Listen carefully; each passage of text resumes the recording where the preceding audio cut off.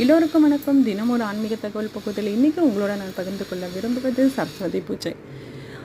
நான் எங்கள் வீட்டுக்கு குபேர செட்டு வாங்கியிருந்தேங்க. அந்த குபேர செட்டில் சரஸ்வதி மாதா, லக்ஷ்மி மாதா, விநாயகர், குபேரன்னு சொல்லிட்டு சின்ன சின்ன சிலைகளாக இருந்தது.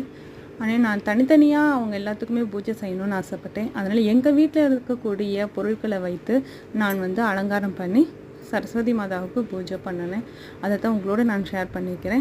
நீங்களும் இது மாதிரி ஒரு குபேர செட்டு வாங்கி உங்கள் வீட்டில் வருகிற சரஸ்வதி பூஜை அப்போது அழகாக சரஸ்வதி மாதாவுக்கு பூஜை பண்ணுங்கள். ஏன்னா எல்லார் வீட்டுலேயுமே குழந்தைங்க படிச்சுட்ருப்பாங்க. ஸோ நம்ம குழந்தைங்களுக்கு நல்ல ஞானமும் கலைகளும் அறிவும் மேம்படணும் அப்படின்னு சொல்லிட்டு இந்த எளிய பூஜையை நான் செய்தேன்.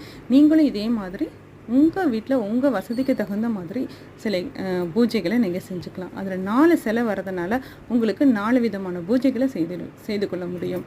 நன்றி, வணக்கம்.